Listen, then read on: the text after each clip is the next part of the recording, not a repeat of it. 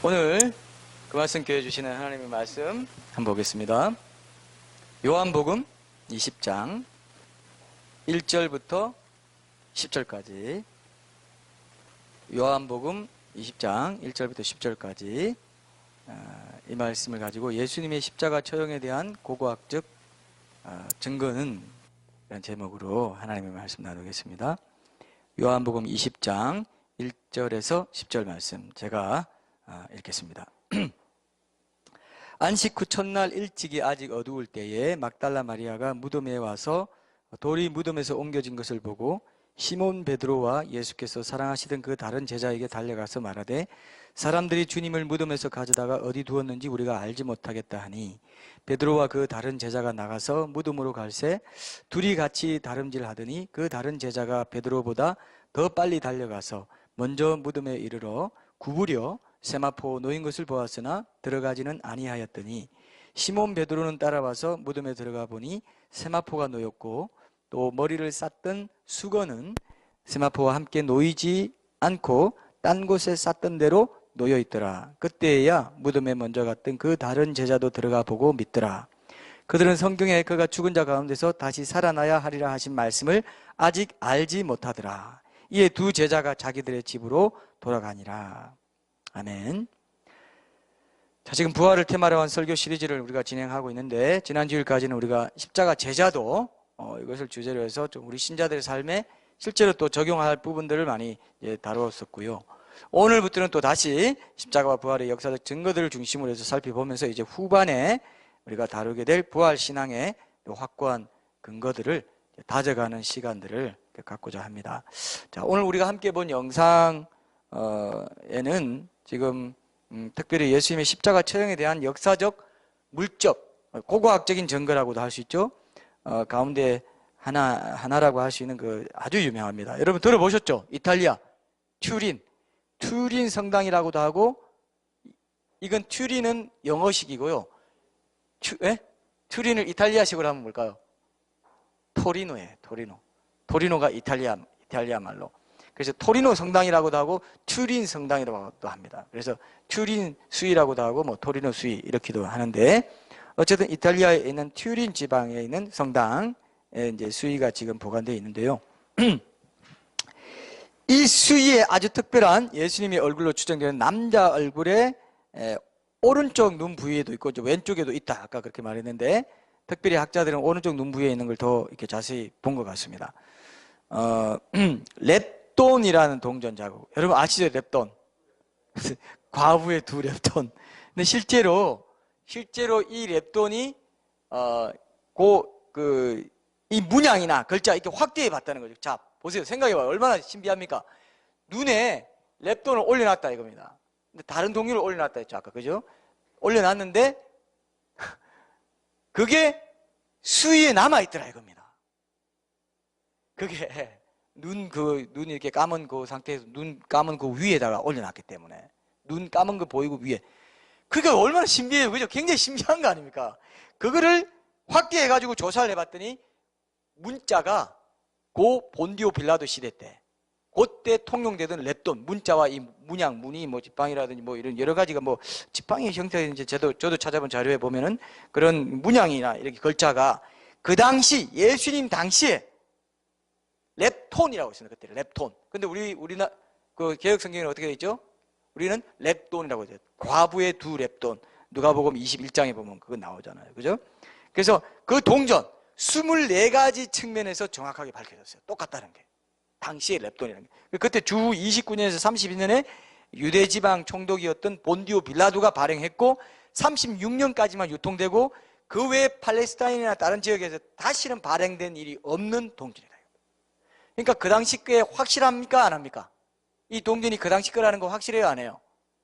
확실한 거예요. 가끔 저를 쳐다봐 주세요. 그래서 제가 눈을 맞추면서 할 수 있습니다. 확실한 거예요. 렙돈. 과부의 두 렙돈 할 때 그 렙돈이다 이겁니다. 근데 이 아주 작은 화폐의 단위라는 거 우리가 알 수 있죠. 자, 우리가 시신한테 주는 돈 많이 줘요? 적게 줘요? 적게 주죠. 만 원짜리, 5만 원짜리 넣을 생각 별로 없죠. 왜냐하면 이건 관습이기 때문에 돈을 이제 어떻게 왜 그렇게 하는지는 모르겠지만 가장 작은 단위의 돈을 준 것 같습니다. 100원짜리나 500원짜리 정도로 이렇게 준 것 같습니다. 그러니까 두 랩돈. 아마 없는 셈 치고 그냥 시신의 눈에 올려두는 거니까 이렇게 줬다. 이렇게 생각이 돼요. 근데 실제로 고대 당시에 유대인들의 관습이었다는 거예요. 죽은 사람들의 그 눈에 장사 지낼 때 그 동전을 얹어서 장사한다. 이게 관습이었다고 합니다. 아까 수의 크기도 나왔는데 더 정확하게는 길이가 4m 42cm고 폭이 1m 7cm. 근데 이 수의의 크기가 당시 고 당시에 관습적으로 그 사용하던 수의의 크기와 같다. 이렇게 또 조사가 됐습니다. 근데 이 수의에 핏자국이 묻어 있어요. 자, 여러분, 제가 과학적인 사실을 한 가지 말씀드릴게요. 이 핏자국은요, 여러분도 알 겁니다. 어디 옷이나 우리도 지금 바로 딱 확인돼요. 옷이나 어디 뭐에서 좀 오래 지나가면요, 산화돼가지고, 시간이 지나면 산화돼가지고 검어져요. 그죠? 핏자국 검어진 거 많이 보셨죠? 핏자국 오래되면 검어집니다. 그런데 희한하게 여기는 검어지지 않았다는 겁니다. 빨간 게 남아있다는 거예요. 희한하죠, 그죠? 이게 하여튼 초자연적인 현상이 굉장히 많답니다. 이 수위에 있는 현상. 제가 몇 가지만 예를 한번 들어보고 이제 들어갈 텐데요. 자, 이 빨간색의 핏자국을 조사해 봤더니 사람의 피인 것이 밝혀졌어요. 근데 이 수위에 대해서 조사한 사람들이 전문가들이 어떤 전문가가 관계했냐면요. 제가 불러볼게요. 물리학자, 섬유 전문가, 그 아마포로 된, 아마나무의 그 섬유 직물로 된, 그게 아마포, 우리나라 말로는 세마포로 번역되어 있는데 원래는 아마포라고도 하기도 합니다. 그 섬유 전문가도 와서 이 섬유가 어떤 재질이고 뭐 이런 것도 다 하고요. 그 조사하고, 과학, 산업, 사진 전문가, 사진가도 과학적인 거 어떤 내용, 산업적인 어떤 내용을 찍는 그 사진 전문가도 동원됐어요. 그 다음에 의사, 역사가, 범죄학자까지. 성경학자, 범죄학자는 뭐냐면은 그 사람의 그 옷에 꽃가루 같은 거 묻고 먼지 같은 게 묻었는데 그 지역에 있었던지를 알 수 있대요, 그거를. 정말 이해했죠? 그래서 범죄학자까지 동원, 다 현미경으로 다 조사하고. 그래서 나온 게 이 결과입니다. 이 사람의 몸의 형상, 왜 이 사람 몸의 형상이 우리가 지금 보이도록 촬영이 됐냐 하면은 자외선 촬영이라든지 컴퓨터를 이용한 첨단적인 어떤 그런 그 기술을 이용해가지고 아주 그 훌륭한 과학 사진을 얻을 수 있게 되면서 이런 신비한 모습을 드러낼 수 있게 됐다는 거예요. 저는요, 개인적으로는 이게 하나님의 섭리라고 생각합니다. 그렇죠? 그렇게 생각되죠? 어떻게 이런 거를 과학자들, 전문가들, 물리학자들 다 동원돼가지고 사진도 찍고 이렇게 섬세하게 밝혀냈겠습니까? 그리고 이 형상은 모든 게 채찍질이랑 모든 채찍들 120대 그 세 갈래로 된 걸로 39대다 40대다 뭐 그런 말 했지만 40대로 세 갈래로 된 걸 때리면 40대 때리면 몇 개입니까? 채찍수 몇 개예요? 120대죠. 그런 것까지 다 조사했어. 120대 정확히 나와 있는 거예요. 그 짜우기. 자, 이런 식으로 이제 조사를 했다고 하네요. 그래서 조사해 본 결과 그 피가 그 피 자국은 사람의 피고 그 피의 잡 굉장히 중요한 또 요소가 하나 있는데 보통 정상적인 피에는 없는 빌리루빈이라는 성분이 검출됐어요. 그건 뭐냐면은 여러분도 그렇게 심하게 고문받고 상처받고 죽은 사람은 빌리루빈이 생겨난 채로 시신의 피가 그렇게 나. 그래서 그 국과수에서 그 검증하고 이렇게 할 때 뭐 그 체금이 뭐라고 하죠 그거를 체열 포함해서 다 보면요 이 사람이 어떤 상태에서 죽었다는 게 나와요. 피를 보면은. 근데 빌리루빈이라는 성분이 검출되는데 이건 뭐냐면 심하게 상처를 입거나 충격을 받고 죽었을 때 몸에서 만들어지는 그런 성분이라는 거죠. 그런 상황에서 죽었을 때. 그래서 그 성분이 남아있는 겁니다. 병리학자가 이 피의 성분을 이제 검출해 봤더니 사람의 피를 AB형이었고 이전에 또 어떤 학자가 제가 그때 얘기했죠. 그때 우리 영상 봤죠. 어떤 학자가 예수님이 십자가에 달리신 장소 바로 아래에서 발견한 피 역시 AB형이라고 되어 있어요. 그래서 그게 일치했다. 이렇게 이제 보고요. 그 다음 어딘가에 묻어 있는 피는 이제 그 시간 지나면 산화되는데 이제 그 산화돼서 검어지는데 검지 않았다는 거. 이런 부분들. 그리고 아까 제가 말했죠. 이 세마포 수위에 꽃들의 이미지가 많이 있다는 거예요. 희한한 거예요. 그러니까 이게 꽃가루하고 또 다른 의미에서 꽃들의 이미지가 발견됐어요. 그래서 그때 뭐 이제 동산에 넣고 이제 산에 가고 뭐 여러 가지 그런 것들이 이제 그 거기 남았다. 근데 28개의 꽃의 이미지를 다 다른 꽃의 이미지를 정확하게 구별해냈는데 그 꽃들은 모두 예루살렘 안이나 예루살렘에서 32km 내의 지역에서만 자라는 꽃들인 것으로 확인이 됐어요. 자, 이런 게요, 수많은 과학 동아리도 난 건 봤어요. 제가 과학 동아리 난 기사도 제가 참고를 했습니다. 과학 동아리도 나고 온 매스컴에 다 사실 났었어요. 1980년대, 88년, 89년 그때 막 이거 조사도 하고 막 할 때. 그래서 이거는 희한한 겁니다. 희한한 거예요. 성의의 이미지를 만들어낸 게 뭔지 이렇게 사람들이 막 그 고민을 했어요. 이게 도대체 왜 생겼냐? 증기 현상이다. 그리고 거기에 여인들이 향료를 바르고 막 그렇게 했기 때문에 그것이 어떤 방사성 같은 거라든지 에너지 방사가 일어난다든지 증기 현상이 일어나서 그게 아주 특별하게 수위에 압착돼 가지고 생긴 거다. 뭐 이렇게 보기도 하고, 거기에 대해서도 설이 여러 가지 나와 있어. 이게 과학자들의 설이에요, 이게. 왜? 도대체 이 유물이 도대체 어디서 온 거며, 왜 이런 게 있으며, 이게 복음서에 기록된 자국도 다 있고, 이게 도대체 뭐냐? 복음서에 기록된 그 사람이 아니면 이런 수위가 있을 수가 없다. 이래서 과학자도 지금 열받은 거예요. 무신론 과학자들도 어쨌든 이거 깎아내려서 아니라고 하려고 하니까 지금 진위를 가린다고 하면서 또 사탄이 싹 돌려놓은 거예요. 그것도 얘기해 드릴게요.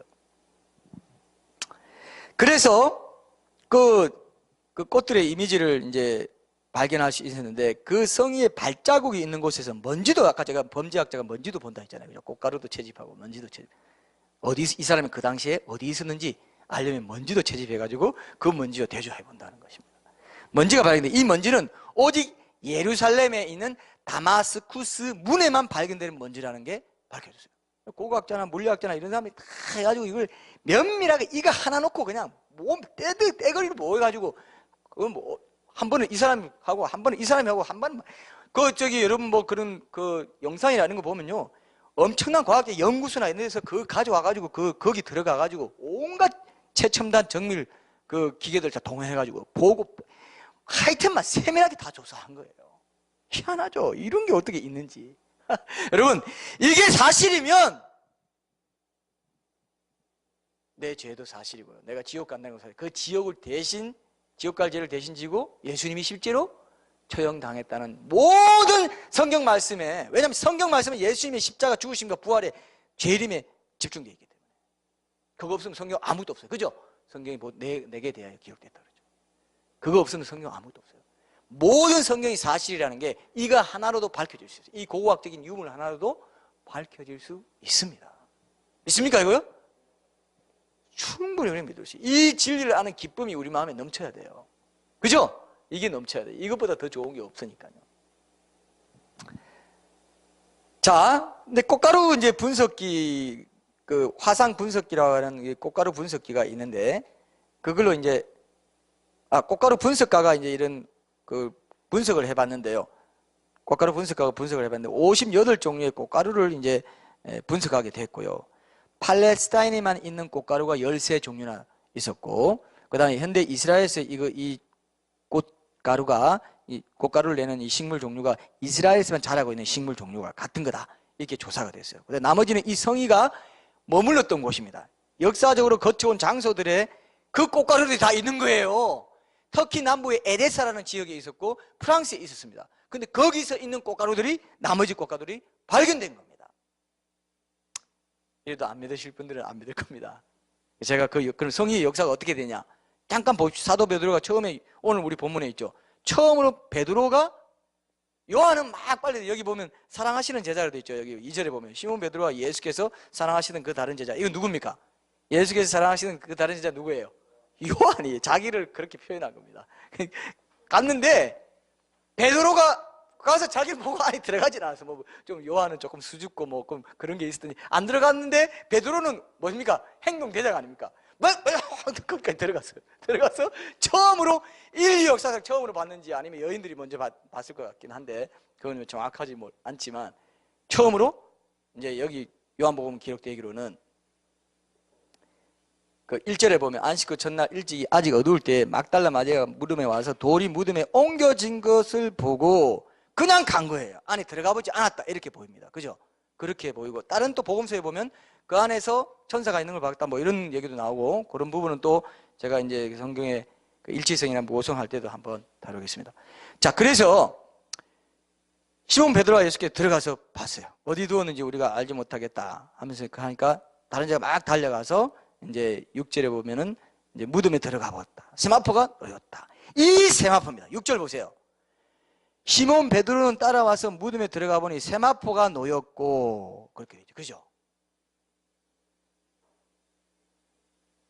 이 세마포를 베드로가 가서 후대에 전했다. 이렇게 봅니다. 사람들이 그렇게 기록이 남아있다고 합니다. 전설이든 뭐 어떤 형태로든. 그 후에 터키 에데사 지역에 옮겨졌어요. 에데사 지역에 있었던 것으로 알려졌습니다. 4세기경에 시리아의 한 사본의 기록에 이런 말이 있습니다. 에데사의 왕 아브갈이라는 왕이 사도 다데오가 건네준 예수의 얼굴이 그려진 이 천을 받고서, 그때는 그려진 이렇게 표현했나 봅니다. 그게 이제 보이니까 나병이 나았다, 이런 기록이 있어요.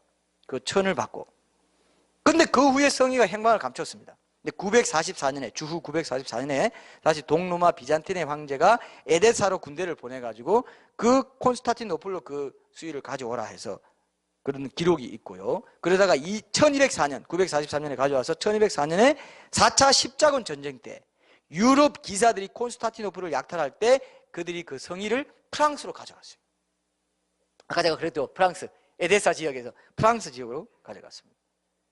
그래서 나중에 프랑스에서 이탈리아의 유명한 가문인 그 사보이 가문에게 이 수위가 넘겨졌다고 합니다. 근데 1532년에 프랑스의 뭐 샴버리 성이란가, 거기 그 성에서 화재가 일어날 때 이 세마포 수위도 그 화재의 피해를 좀 입었답니다. 부분적으로. 그래서 보면은 화재 그 자국도 있고 해서 그 화재에 기우려고 그 당시에 그 16세기 그 면이 이렇게 들어가 있는 것도 밝혀지고 했어요. 그 기우느라고. 그 후에 1578년에 사보이 가문, 이탈리아 사보이 가문이 이탈리아의 튜린 지역에 성을 짓고, 그 성이 수위라고 하고, 성이 성스러운 수위라 해서 성이라고도 하죠. 예수의 성이. 그 수위를 그곳으로 이제 옮겼다고 합니다. 그래서 성이가 오늘까지 튜린 성당에 보관되어 있는 겁니다. 역사를 아시겠죠? 꽃가루 역사를 보니까, 그 추적해 보니까 그게 나오는 거란 말입니다. 희한하죠? 역사가 그렇게 되어 있는데, 꽃가루는 원래 꽃가루를 채집할 만큼 과학적인 어떤 그 기술이 발전하기 전에 이미 그 성의에 머물렀던 장수가 이미 그건 기록에 남아있는 건데, 보니까 꽃가루가 그 지역 꽃가루가 나온 겁니다. 어때요? 과학자들이 발견했는 거예요, 이거는. 신기하죠? 이 수위 보통이. 그래서 그 그 사무실 책도 있어요. 저 미국에서 산 책인데 어떤 기자가 수위만 가지고 책을 쓴 영서가 있습니다. 수위만 가지고 뭐 사진과 함께 이렇게 커요. 수위만 가지고 연구한 게 그렇게 됩니다. 자, 그래서 이제 지금도 이탈리아 튜린 성당에 가면 이제 이 세마포 수위가 보관되어 있다고 하는데, 1580년 이후로 수위는 400년간 11차례 정도만 일반에게 공개되었다고 합니다. 그전에는 뭐 더 많이 공개되고 뭐 어떤 그런 일이 있었는지 모르겠지만, 그전에는 많이 공개됐다고 또 합니다. 근데 지난 2010년에 또 공개됐어요. 그때 교황이 베네딕트 교황인가? 그때고, 그 다음에 이 프란체스코 교황 때 2015년에도 공개를 한번 했어요. 근데 전 세계에서 2010년에 전 세계에서 250만 명이 이 수위를 보려고 튜린으로 모여들었습니다. 그리고 이번에 프란체스코 했을 때 2015년에 공개할 때는 100만 명이 이 수위를 보려고 신청하고 막 이런 일이 있었다고 합니다. 원래 가톨릭은 또 성물 같은 거 중시하잖아요. 근데 우리는 그걸 우상 숭배해서는 안 되는 거 맞지만은, 그래도 그런 마음이 있기 때문에 이걸 굉장히 애지중지하고 이제 보관해 온 거예요. 가톨릭 원래 성자 숭배 이런 게 있잖아요. 그건 비성경적인 거거든요. 그러나 이 자체는 하나님의 어떤 섭리에 의해서 가톨릭을 통해서 이렇게 보존되게 하신 것 같습니다. 이걸 숭배하면 안 되는 거죠. 그냥 증거로 삼는 거죠, 우리는. 근데 무엇보다 이제 제일 중요한 건 뭐냐? 이 세마포 천에는 특별하게도 사람의 몸에 형상이 나타나 있다, 이겁니다. 그리고 머리에 가시관, 면류관 선 그 피자국이 머리에 있고, 모든 게 손 못자국이 있고, 도식이 누구냐 이거예요. 그래서 이거를 누가 거렸다, 이렇게 이제 막 계속 중세의 위조품이고, 이슬람 교인들이 기독교인들 비웃기 위해서 자기들 만들어가지고 일부러 한 거다, 동식 이런 뭐 해가지고 말이 많잖아요. 원래 마리아도 뭐 마리아 결혼설 해가지고 예수님이 신화라는 것처럼 항상 사탄은 그렇게 공격하죠.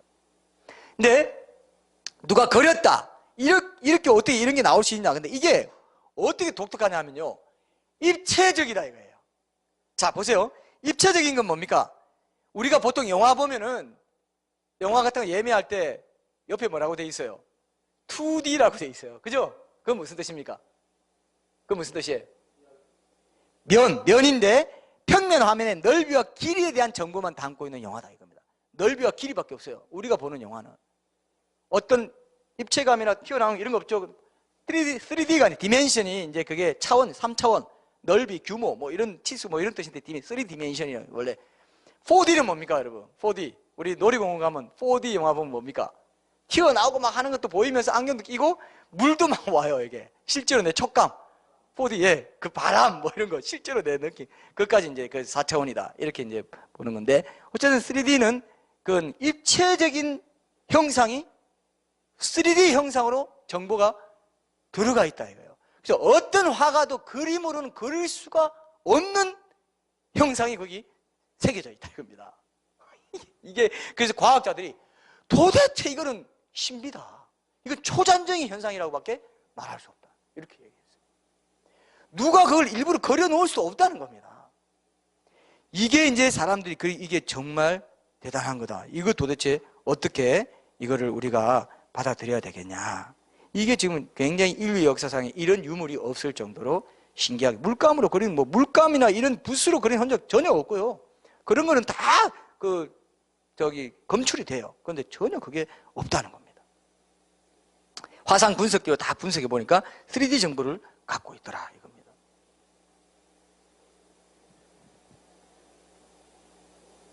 이게 어떻게 생겼을까?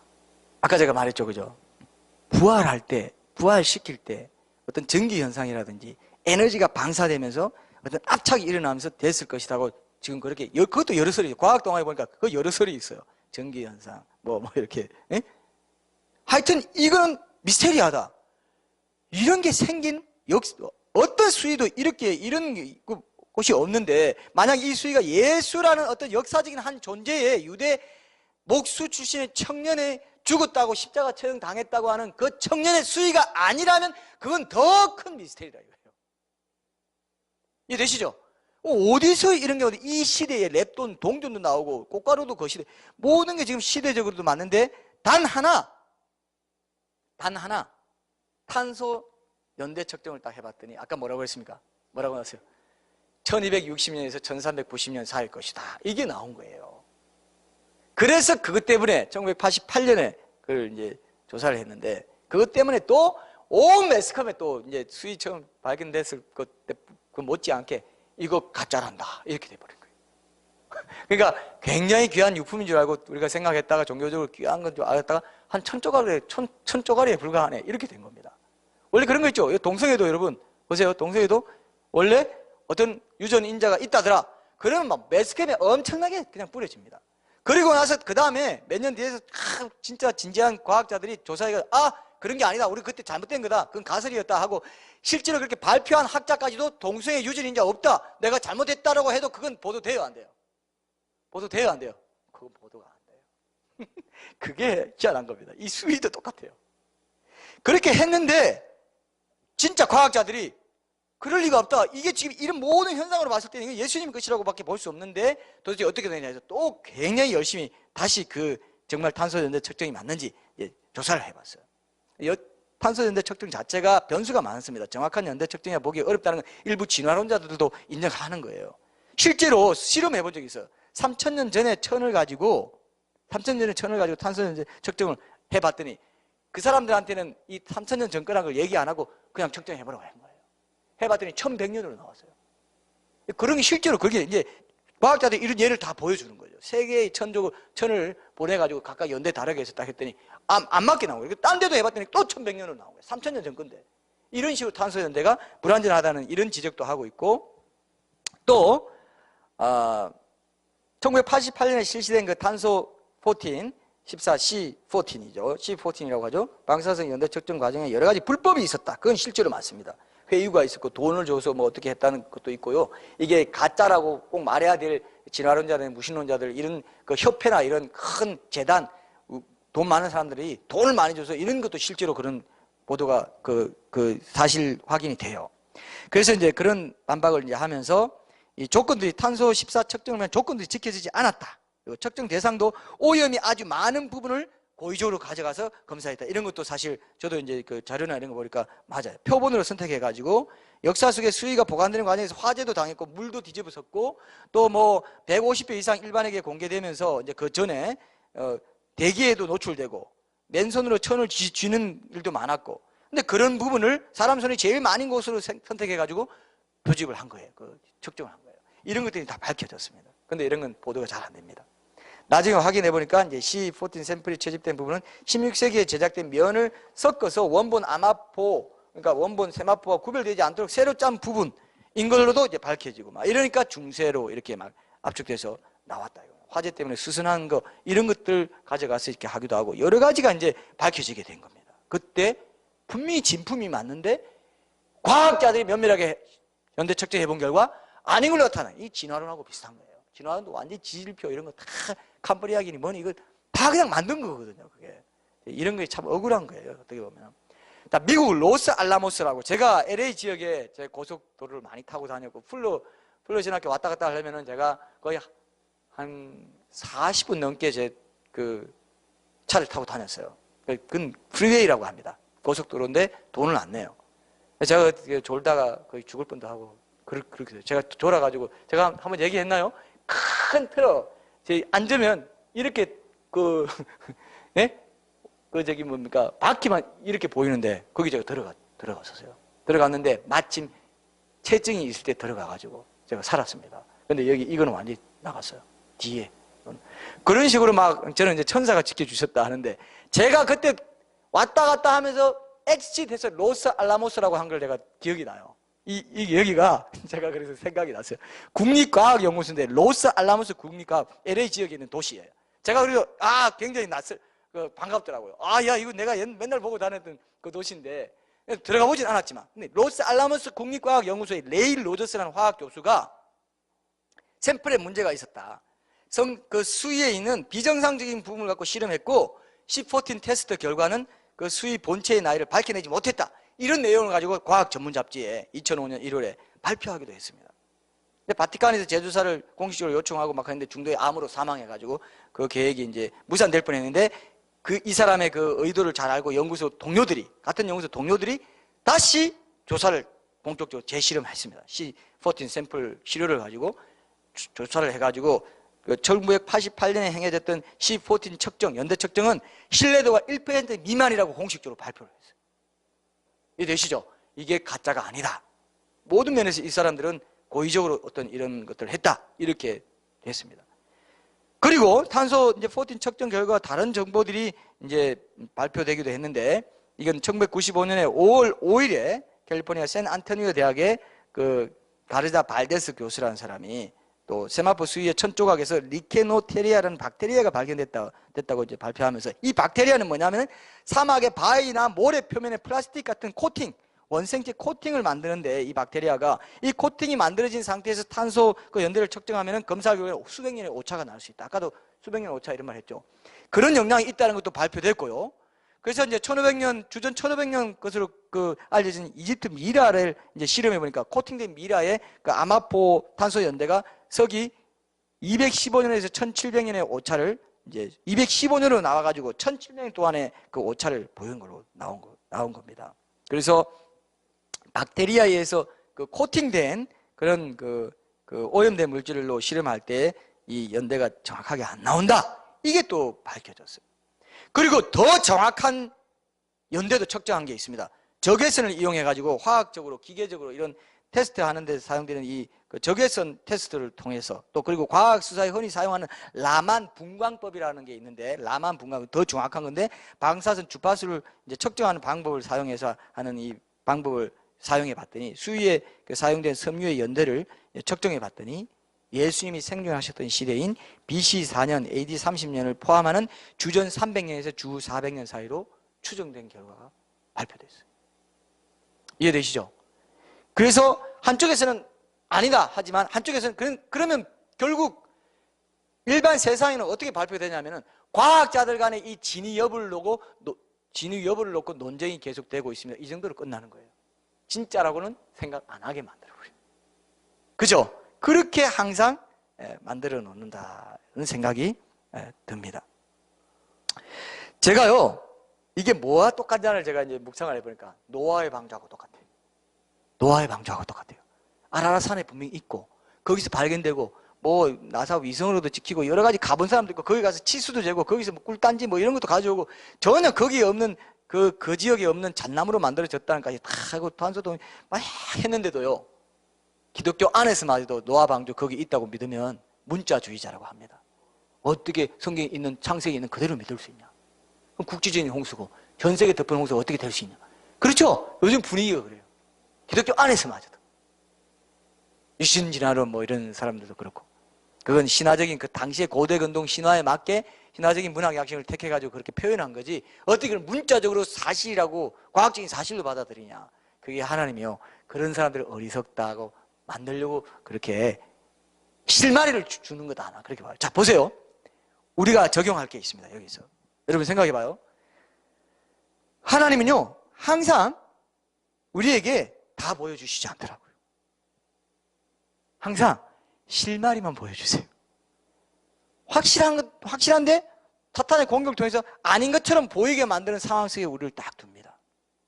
우리 삶의 어려운 상황이나 여건을 보면요, 분명히 증거도 보여주십니다. 그러나 동시에 의심할 만한 어떤 불신의 요소도 같이 있게 허락을 하셔서, 하나님이 그렇게 일부러 한 게 아니라 사탄의 공격이 있기 때문에 같이 있게 허락해 놓고 내가 믿음으로 선택해서 내 자유를 사용해서 믿음으로 선택하고 믿음을 고백하면서 내 믿음이 성숙할 수 있도록 그 환경을 하나님이 사용하시는 걸 여러분 경험해요, 안 해요? 경험해요, 안 해요? 신앙의 증거도 똑같더라고요. 노아 방주도 그렇고 이 수위도 그렇고요, 여러 가지 증거들 보면요 다 반대가 다 있어요. 다 의심하면 에이 그 진화론에서 창조의 증거도 마찬가지고 다 있지만 그래도 믿고 싶지 않아 하면 안 믿을 수 있는 여지가 충분한 그런 것들을 하나님이 여지를 두고 계세요. 두고 계세요. 희한하죠, 그죠?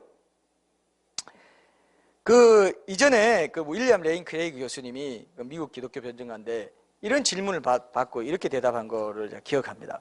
하나님은 왜 우리가 필요할 때마다 곧바로 눈에 이렇게 보이는 존재로 나타나지 않냐? 이렇게 했더니 그 교수님이 이렇게 대답했어요. 하나님이 그렇게 아무 때나 나타나면, 우리가 원할 때마다 나타나면 우리가 자유의지를 사용해서 하나님께 마음을 드리고 믿음을 발휘할 여지를 없애버리는 것이 되기 때문에 우리를 위해서, 우리의 믿음 성숙을 위해서 성품을 예수님 닮게 하고 우리가 예수님 닮기 위한 찬양도 있는데 그렇게 하기 위해서 우리를 위해서 그렇게 하지 않는다라고 대답했어요. 맞아요, 아니에요?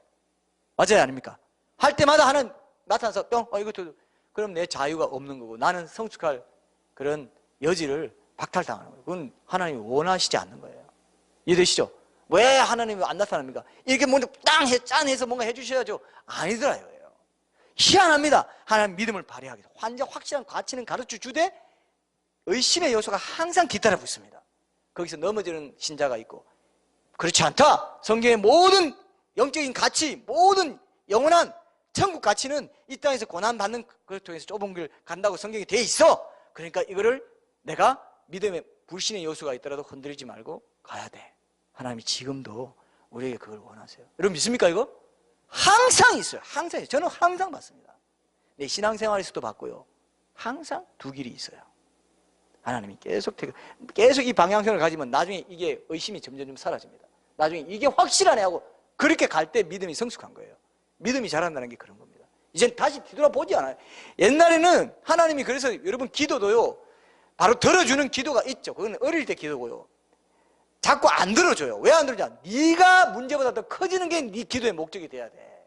그래서 안 들어줘요. 환경을 안 바꿔줘. 환경만 바꿔주는 건 어릴 때 신앙입니다. 근데 환경에 있는 문제보다 내가 더 커지는 걸 통해서 문제가 해결되길 바라는 게 하나님의 궁극적인 목적입니다. 우리 신자들에 대한. 여러분 이거 믿습니까? 이거 믿어요? 이게 하나님이 그래서 아프지만 야, 이 시간 견뎌라. 이 시간 나도 참 아프다. 나도 막 해주고 싶다. 그러나 너희들이 자라야 돼. 너희들 자체가 자라야 돼. 자체가 용량이 커져야 돼. 지금 그걸 점검하고 있냐? 점검도 안 하고 그냥 달라고만 하냐? 우리 교회적으로도 그렇고 여러분 개인적으로도 그럴 겁니다. 맞습니까 여러분? 이걸 붙잡으세요. 증거는 확실하게 주세요. 그러나 또 의심할 만한 것도 꼭 역사하게 하셔가지고 하나님 허용하셔가지고 택하게 하십니다. 그래서 믿음이 자라게 하십니다. 이게 필요하죠? 이게 진짜 부모예요. 자녀를 사랑하는 부모는 그렇게 키웁니다. 채찍도 주고 당근도 주고 밀장도 하면서 아예 안 주지도 않아요. 또 주시기도 해요. 그러면서 또 싹 뺏어가시면서 계속 하나님께 시선을 놓치지 않도록. 여러분, 이런 것들이 이 증거를 보면서 저는 적용할 수 있다 이렇게 생각했습니다. 오늘 본문에 보면은 베드로가 그 다른 제자가 나가서 뭐 무덤으로 가시 하면서 이 본문도요, 저는 이 성경을 고고학적인 하나의 그 증거물이라고 본다면, 이제 결론을 맺고 싶은데, 고고학적인 증거물이라고 본다면 이 본문도 사실은 굉장히 중요한 예수님의 처형의 사실성을 보여주고 있어요. 제가 언제 한번 잠깐 나눈 적 있었던 것 같긴 한데 다시 한번 보세요. 베드로가 그 다른, 자 3절 한번 보세요. 베드로가 그 다른 제자가 나가서 무덤으로 가시되 둘이 같이 다른 일을 하더니 그 다른 제자가 베드로보다 더 빨리 달려가서, 이런 말 할 필요 있어요, 없어요? 이런 말, 요 부활만 잘 미화해가지고 부활했다고 거창하게 말할 거면 이런 말 할 필요 없죠. 근데 아주 사실적이고 구체적이고 자연스럽게 이렇게 기록해요. 더 빨리 달려가서 먼저 무덤에 이르러. 아무 필요 없는 거예요. 세부적인 아무 필요 없는데 목격한 그대로 기록해요. 그죠? 이해되십니까? 보세요. 그 다른 제자가 베드로보다 더 빨리 달려가서 먼저 무덤에 이르러. 이런 신화적인 용법이 아닌 거예요, 이거는. 다른 종교인자 있는 뭐 신화적으로 부활하고 뭐 엄청나게 뭐 했다, 뭐 기적을 일으키다 하면 이런 식으로 저는 제시하지 않고 그냥 그 목적에 맞는 것만 얘기합니다. 근데 보세요. 그러면서 이 요한이 먼저 가지고 구부려 세마포 놓인 것을 보았어요. 이 구부렸다는 건 당시의 고고학적인 증거입니다. 당시 무덤이, 이 사람이 구부려서 들어가면 그 무덤 입구는 낮고 작았어요. 그래서 구부려 이렇게 표현해 놓은 겁니다. 안 그러면 그냥 말할 필요도 없는 거예요, 사실 이런 거는. 근데 구부려 세마포 여기 놓인 것을 보았으나 들어가지는 않았다. 이렇게도 말할 필요가 없어요. 안 그래요? 그런데 들어가지 아니하였다. 그럼 시몬 베드로는 행동대장이니까 아까 그러죠. 뭐 왜 안 들어가? 바로 들어간 거예요. 들어가서 처음으로 세마포가 이제 놓여 있는 것, 그러니까 머리를 샀던, 그러면서 이게 여기 지금 보세요. 7절에 보세요. 또 머리를 샀던 수건은 세마포와 함께 놓이지 않고 딴 곳에 샀던 대로 놓여 있더라. 이런 것도 사실 말할 건 없어요. 근데 이 수건이 또 중요한 고고학적 유물입니다. 이 수건도 사실은 지금 스페인에 남아있어요. 오비에도라는 지역에 수다리움이라는 뜻, 수다리움이 이게 수건인, 헝겊 이런 뜻인데 유물로 보관되어 있어요. 수건. 자, 근데 이 수건에요, 이거는 제 개인적으로 제가 묵상한 겁니다. 이 수건에는 잘 들으세요. 이게 오늘 본문하고 관계 있어요. 이 수건에는 그런 형상이 안 나타나 있어요. 왜? 여기 보면 뭐라고 돼요? 여기 원래 그 당시의 관습이 뭐냐면, 수건에는 이제 가시가 흘러난 피와 이마 등의 핏자국 형태 이런 건 있지만은, 그런 이제 그 얼굴에, 입에서 그런 죽은 사람이 내는 이 여러 가지 그런 것들을 이렇게 막기 위해서 얼굴을 감싼 겁니다. 2중 3중으로. 입에서 역류하는 혈액, 허파에서 나는 물, 이런 걸 막기 위해서 머리를 샀다고 되어 있죠. 거기 보세요. 거기 보면 7절 보세요. 7절에 뭐라고 되어 있어요? 예수님의 얼굴을 샀던, 머리를 샀던 수건은 세마포와 함께 놓이지 않고 딴 곳에 샀던 데로 놓여 있더라. 이게 단서였습니다. 저는 이 단서를 발견했어요. 제가 최초로 발견한 걸 겁니다. 보세요. 수건은 예수님이 부활하실 때 수건은 없었어요. 따로 딴 데 놓여 있었어요. 그죠? 여기 그렇게 돼 있죠. 그렇기 때문에 예수님이 부활하실 때 강력한 에너지나 그런 현상이 일어날 때 그 수건은 상관이 없었다 이겁니다. 이해되시죠? 그죠? 상관없이 전체적으로 이렇게 돼 있는, 아까 보셨잖아요. 이게 전체로 이렇게 둘렀는데, 그렇게 둘른 상태에서 세마포에만 이게 형상이 남아있는 거예요. 수건에는 그냥 그런 피라든지 이런 피의 형태나 핏자국 형태 이런 것들 조사해보니까 또 피도 AB형으로 똑같게 나왔고, 그 다음에 피의 형태, 이 서로 두 천을 이 피의 형태, 핏자국 형태로 이렇게 일치시켜 보니까 똑같이 일치했다. 이런 것들은 이제 조사가 됐습니다. 그래서 이것도 뭐 가로 80cm, 세로 52cm 정도 되는 그 수건인데, 이제 그 세마포, 역시 세마포였지만 이제 그건 나타나지 않아요. 직물, 보통 리넨이라고 하죠. 그건 가는 배옷 같은 그런 재료입니다. 자, 그래서 이 수건이 또 한 가지 이제 좋은 유물이 되는데, 모두 같은 한 사람에게서 사용됐다는 걸 이제 밝혀졌고, 과학적으로 이 수건도 이 수건은 근데요, 공식 문서가 있어요. 뭐냐면은 정확하게 주 5세기까지 그 존재가 입증된 그 공식 문서에 이 수건의 그 존재에 대해서 얘기했기 때문에 수의도 마찬가지로 이미 5세기에 존재한 것이 되는 것으로 추정할 수 있었다. 그래서 중세의 위조품이 아니다. 이게 간접적으로 밝혀진 적도 있습니다. 여러분 어떻습니까? 오늘 본문이 사실입니까? 아닙니까? 오늘 본문 사실이 아니에요. 세마포가 발견된 세마포의 그 유물로서의 가치나 과학자들, 과학 동화에까지 나올 정도로 막 과학 저널이나 이런 데는 뭐 엄청나게 알려졌겠죠. 왜냐하면 과학자들이 관심이 있기 때문에. 이런 게 도대체 어떻게 생기냐. 이거 그린, 위조품으로 그린 게 아니고 페인트도 없고 붓자국도 없고 아무도 없고 이렇게 사진을 딱 찍었더니 이 처음에 1898년에 그 피안이라는 사람이 처음 찍었을 때 음각, 양각, 네가티브, 뭐 파지티브 이런 게 희한하게 입체적으로 이렇게 나온 걸 발견하고 깜짝 놀랐다는 이 사람이 처음 찍었어요. 어떻게 이런 사진이 나오지? 이 얼굴이 이렇게 입체적으로 이게 도대체 뭔가 해서 이제 그때부터 화제가 되면서 계속 이제 연구를 했다고 보는데요. 지금은 아주 최첨단 이용해가지고 우리가 보통 저도 옛날에 제 집에 그 사진 제가 걸어놓은 적이 있어요. 하도 이게 너무 신기해가지고 흑백으로 된 거 아시죠? 지금도 성구사 가면은 살 수 있습니다, 여러분. 수위에 있는 예수님 사진이라 해가지고 완전 입체적으로 눈 감고 이렇게 있는. 제가 그거 볼 때마다 영원 전부터 계셨던 하나님이 사람의 형상으로 오신 저분이 하나님인데 이런 생각을 제가 했어요. 굉장히 실감나고 은혜로웠어요. 지금은 없지만 옛날에 제가 갖고 있어요. 제 방에. 그래서 여러분 어떻습니까? 이제 우리 결론을 맺읍시다. 기독교가 왜 유일한 절대 진리냐 하면은 기독교만이 그죠? 십자가 처형에 대한 고고학적 증거라든지 뭐 모든 걸 통해서 그 안에 담긴 모든 역사적 근거를 가지고 있기 때문에 그 창시자인 예수님의 단순한 가르침만을 주장하기 전에 그분의 역사적인 삶과 죽음과 부활 자체가 구원의, 생명을 주는 구원의 진리의 핵심적인 내용이 되기 때문에 제가 지난번에 얘기했죠. 다른 사람들은 다른 뭐 불교나 뭐 다른 거는 그 사람의 창시자의 가르침만으로도 종교로 성립됩니다. 그러나 우리는 아니란 말입니다. 그럼 우리는 뭐냐? 우리는 뭡니까? 그럼 우리는 역사성이 있기 때문에 그 역사성 있는 가르침, 그 진리를 우리의 삶으로 생명으로 받아들였다면 우리의 삶에도 실제로 역사적인 시공간에도 그 구원의 진리가 생명의 진리가 될 수 있도록 제자들을 따라 살아가는 불교나 뭐 다른 믿는 사람과 다른 실제적인 삶을 살아야 된다는 것을 여러분 이해하셔야 돼요. 자, 여러분 이거를 제가 여러분들이 오늘 설교를 나중에 다시 듣든지 뭐 잘 묵상하면서 이렇게 본문과 연결해서 들어보면요. 예수님의 십자가 처형과 부활에 대한 이런 분명한 고고학적 증거들을 잘 관찰하면은 나중에 성경을 읽을 때 그 성경 한자 한자가 사실과 역사로 다가오는 은혜가 있게 돼요. 이해되십니까 이거? 이해되십니까? 이걸 여러분들이 포착하세요. 하나님이 이런 순간에 주세요. 그 눈을 뜨게 하십니다. 모든 성경이 예수님께 집중되어 있고 십자가 죽으심과 부활과 그 다음에 이제 그 이후에는 재림에 집중되어 있습니다. 재림에 대한 말씀이 성경의 반이라고 했죠. 그죠? 월터 카이저 교수가 그렇게 말했잖아요. 이게 집중되어 있구나. 이게 사실이면 다른 모든 성경에 기록된 건요 사실이에요. 불못에 성경 생명책에 기록되지 못하는 불못에 들어간 것도 사실이고 내가 모태에서 지을 때 예수님이 하나님이 손으로 다 지으시고 한 것도 다 모태에서 나를 지으시고 힘줄로 나를 묶으시고 다 그런 표현도 다 사실이고요. 창조주 하나님도 하나님이 계시다는 것도 사실인 거예요. 자, 이스라엘 회복을 통해서도 사실 그걸 알 수 있는데 여러 가지 몇 가지 확실한 노아 방주나 이런 것도 봐도요. 그런 거 확실하면 성경의 다른 모든 말씀이 사실로 역사로 그 한자 한자가 내 심령이 박혀야 돼요. 이걸 놓치면 안 돼요. 제발 이해합니까? 놓치면 안 돼요. 사탄은요 받았다 그러면요 바로 또 훔쳐가려고 노리고 있어요. 바로.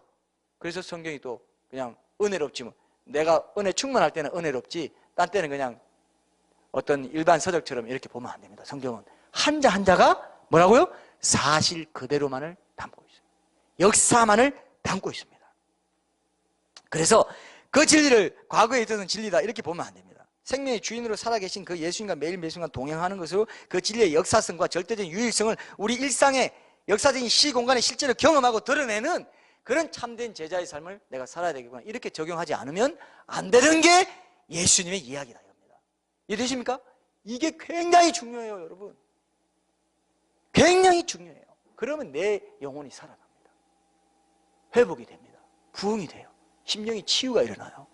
예수님이 나를 위해서 이렇게 하나님이신 그분 유일하신 하나님이신 절대자가 나를 위해서 이렇게 완전히 피 흘려 돌아가셨다. 저는 이렇게 묵상한 적이 있어요. 여러분 제가 이렇게 뭐 옛날에 저는 뭐 이렇게 그런 소설 형태든 무슨 실화 형태든 사랑 이야기를 보면 어떤 느낌이 들었냐면요, 이런 느낌이 들었어요. 모든 커플, 모든 부부, 모든 연인들의 사랑 이야기는요, 같은 게 하나도 없어요. 같은 거 있던가요? 모든 연인이 도매금이 아니에요.